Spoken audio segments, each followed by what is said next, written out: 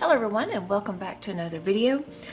Today this is the card I'm going to show you how to make. It is my second card for the Christmas Craft Challenge blog site.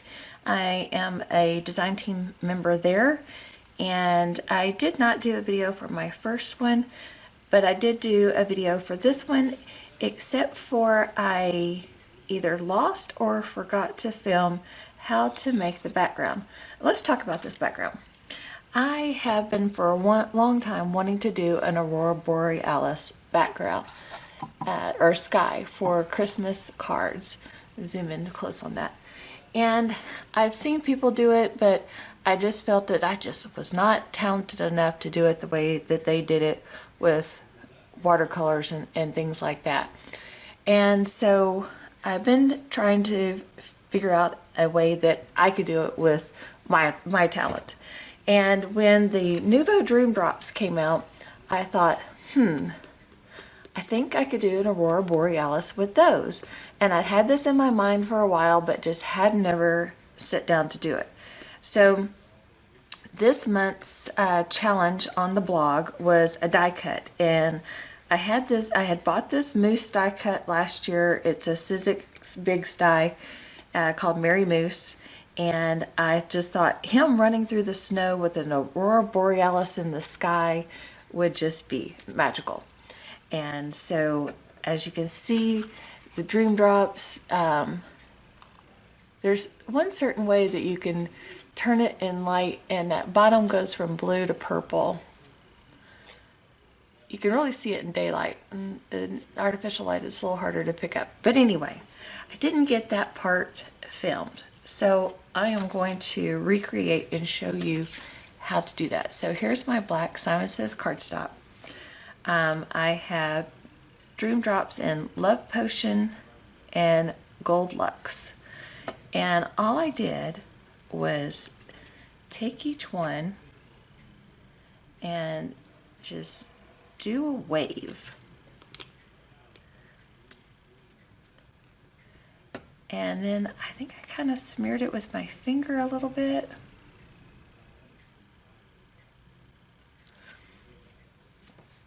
And then took just a stiff bristled cheap paintbrush.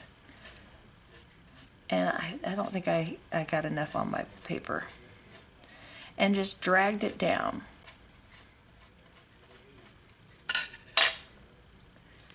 Let's put a little bit more down.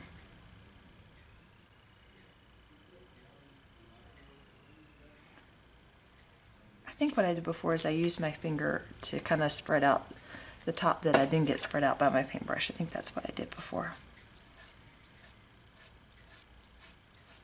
Yeah, this is what I did.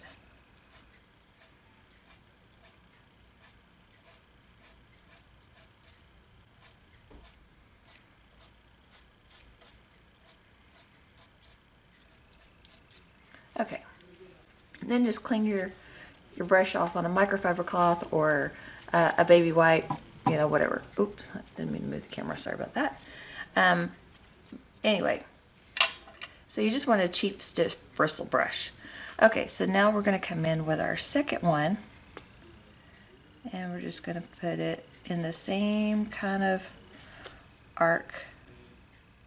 Just follow the same kind of line, just further down. Make sure we get plenty on there, and then we'll drag that down.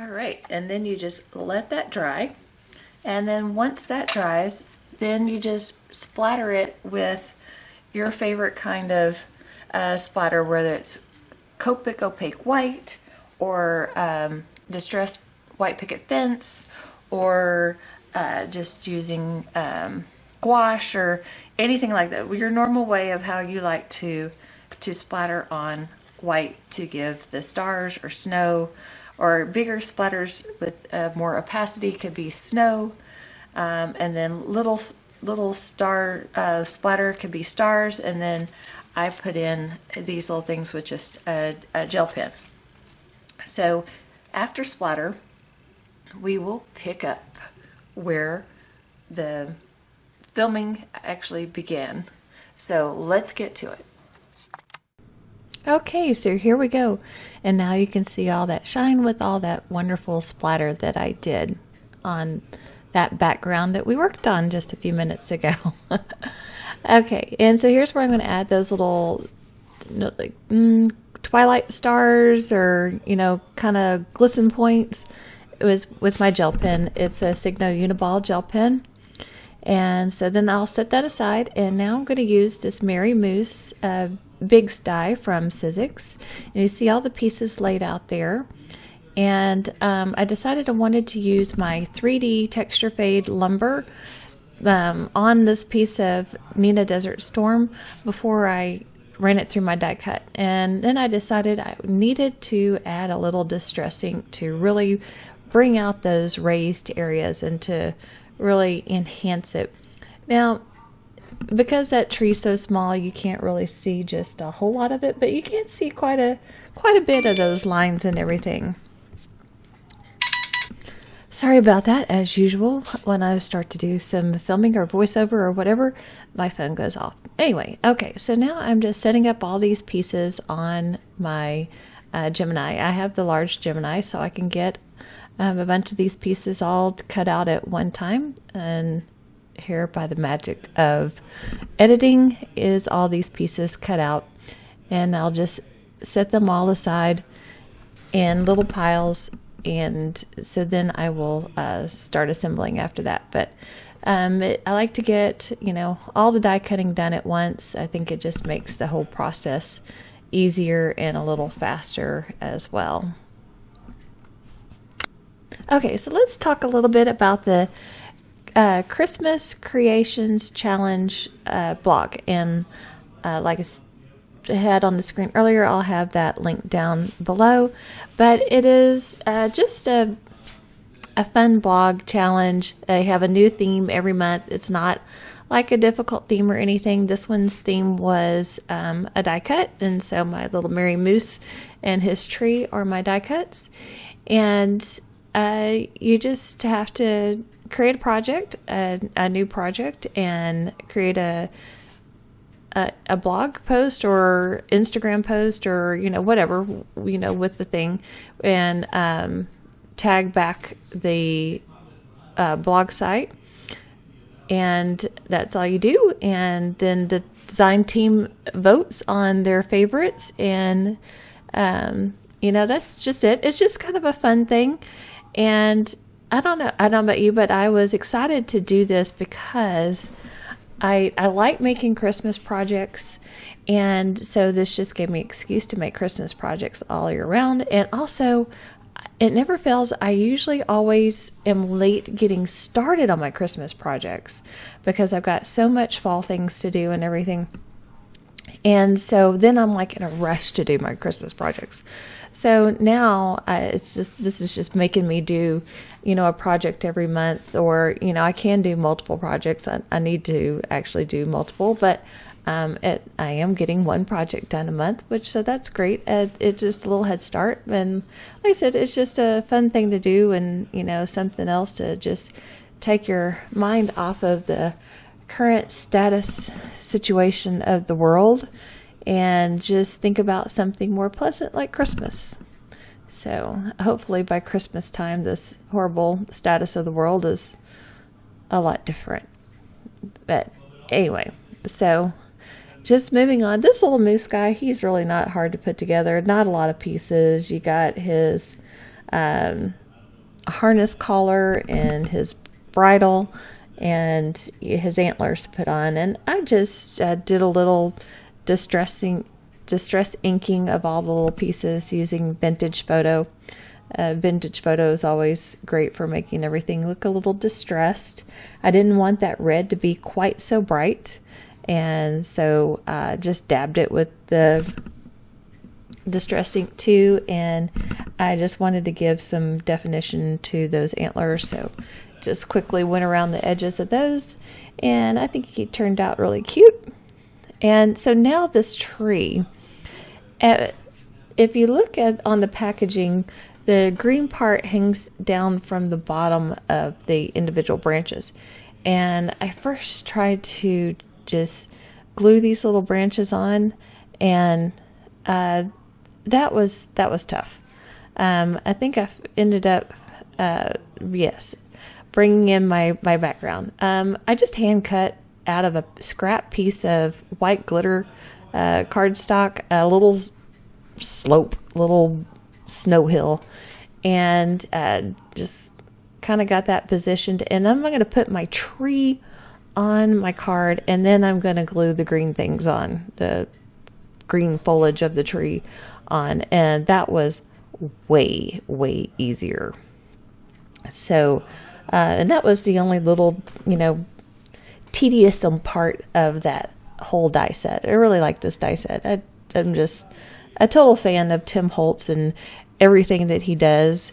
And my latest thing is I want to get more of his stencils. I think his stencils are awesome, and I want to get more of his stencils to do different kinds of embellishments with. I've been watching some of his videos lately, and his videos are just so inspiring.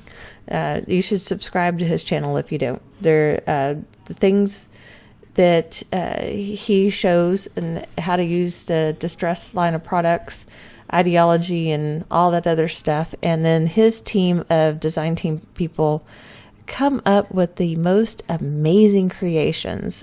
Just incredible. Just like I said, most amazing creations. So anyway, brain's been working lately, but I need some of his stencils, so I'm going to work on that. I got a few things in my mind that I need to place some orders for, so I'm going to do that. Oh my gosh, if it's not my phone, it's my computer making noise. So sorry about that. Anyway, I hope you can't hear this faint little murmur of somebody talking in the background. If you can, I'm sorry. My husband is working from his home office, and he's on a conference call, and his voice booms, and it's just very loud. But our offices are right next to each other, and obviously are not very sound insulated. Darn, all this working from home has been trying. I will be glad when they go back to the office.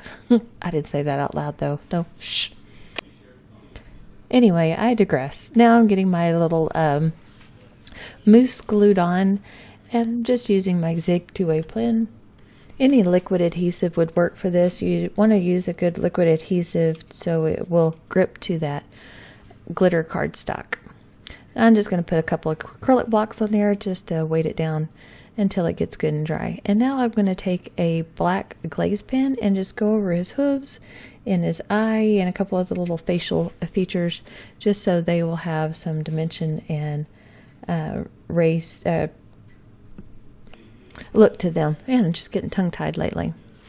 Okay, so then next I'm going to put some snow on the branches, and I first started out just kind of dotting some, on there with my gel pen, and it didn't quite do exactly what I wanted it to do. So I went over it with the Nuvo Glitter Accents Fresh Snowfall, and then that really gave it a lot of dimension, and I think just made it look like piled up snow on there, and I just really like I said, the texture that it gave it. I really think that was cool.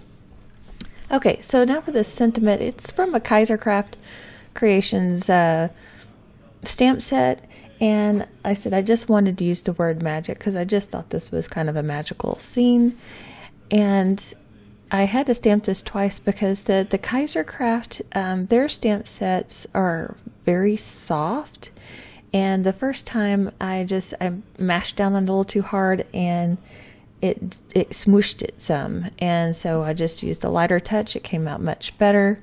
So you just kind of have to you get one of those softer stamp sets, not the hard acrylic, Well, not hard, but you know what I mean. You just kind of have to have a lighter touch with it. I cut it out originally with this nested dies from Simon, my favorite, use them all the time. But I thought it was just a little bit too big and clunky for my scene. I didn't really want it to be that overbearing. So I just hand cut around it, and I will use some of those Dries thin foam strips to put behind that and pop that up on my card. Now I made this a kind of a odd size, so I decided to just mount it to the front of a 5x7 landscape card and just have the border around it, and I think it framed it really nicely. So that's about it for this card. There'll be a final picture at the end.